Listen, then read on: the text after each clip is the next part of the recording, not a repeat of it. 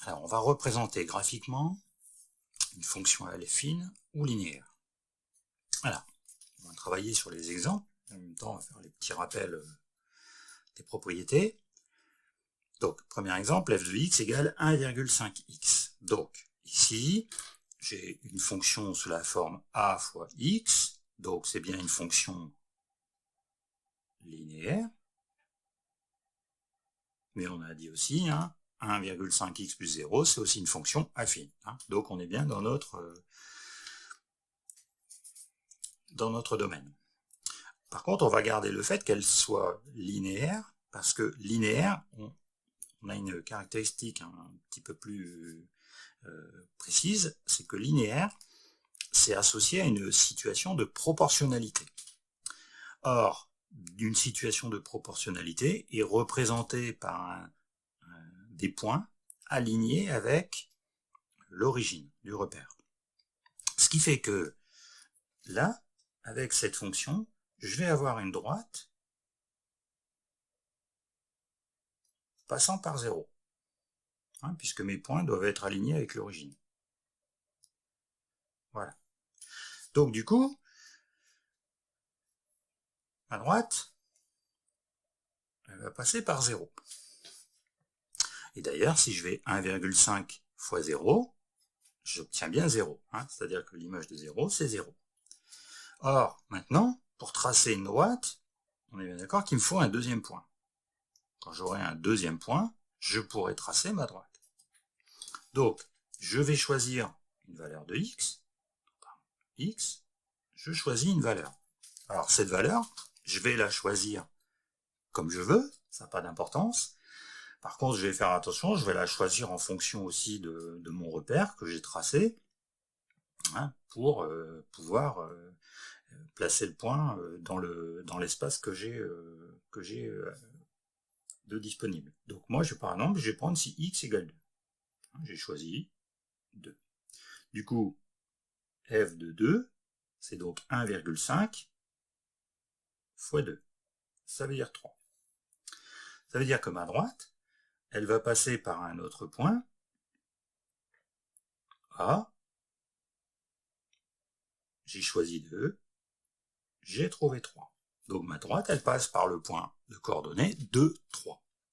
Donc ce point, je peux le placer, donc 2 en abscisse, 3 en ordonnée, 2 et 3.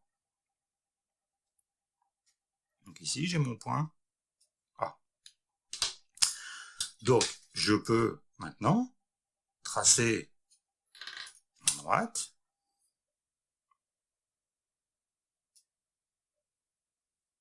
Voilà. Et je vais représenter graphiquement cette fonction. Alors, si je prends un autre point que 2, si je prends 1, 1,5 fois 1, ça va faire 1,5. Je vais trouver un point qui est aussi sur la droite, et ainsi de suite. Donc, le choix de la valeur ici n'a pas d'importance, mis à part à faire attention pour correspondre au repère que l'on a choisi, à l'unité que l'on a choisie. Deuxième fonction, g de x égale moins 2x plus 3. Donc, cette fois-ci, c'est une fonction qui est bien affine, mais pas linéaire, puisque ax plus b, donc affine. Et une fonction affine, elle est représentée aussi par une droite.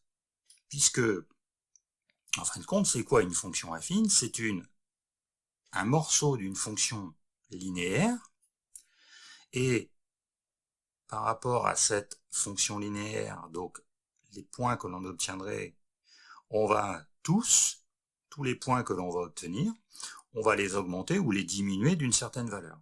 Donc en fin de compte, la fonction affine n'a rien d'autre qu'une représentée par une droite. Cette droite, elle va être parallèle à la droite qui est le morceau de la fonction linéaire. Donc c'est une droite.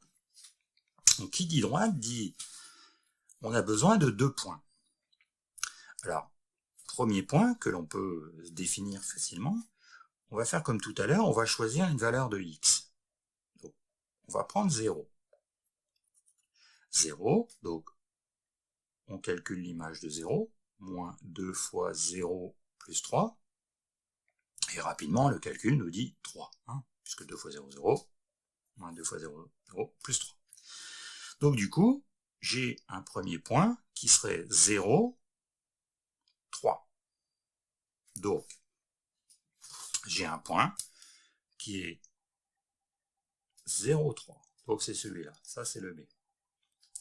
Et, en fin de compte, pour chaque fonction affine, on va retrouver un point sur l'axe des ordonnées, puisque si on choisit 0, on est bien d'accord qu'on annule la première partie, et on va ne garder que le B. Hein.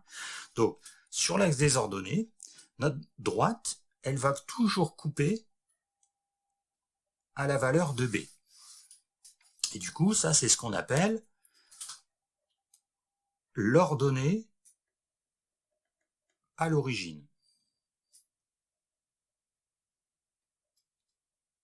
Donc, dès que j'ai une fonction affine, je regarde la valeur de B, donc ici plus 3, et sur l'axe des ordonnées, je peux faire un point à cette valeur de B.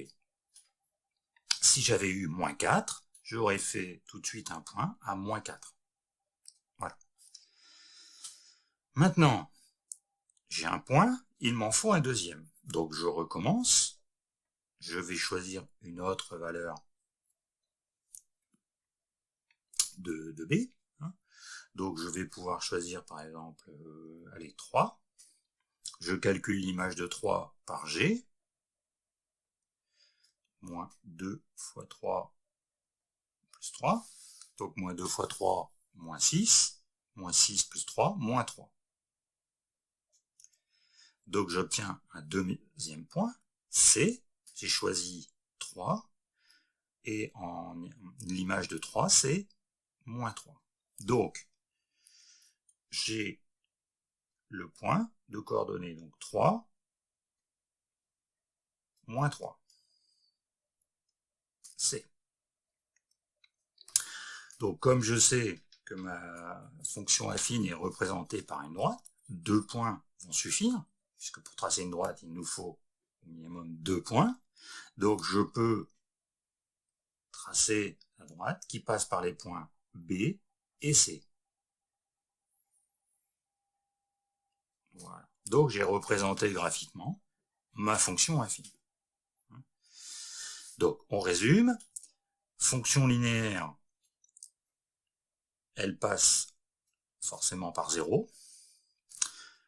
En comparaison, fonction affine, la valeur de B, le AX plus B, la définition, le B, c'est l'ordonnée à l'origine, donc la valeur où la droite coupe l'axe des ordonnées. Et ensuite, pour chaque fonction, il me faut un deuxième point, et avec ce deuxième point, je peux tracer mes droites.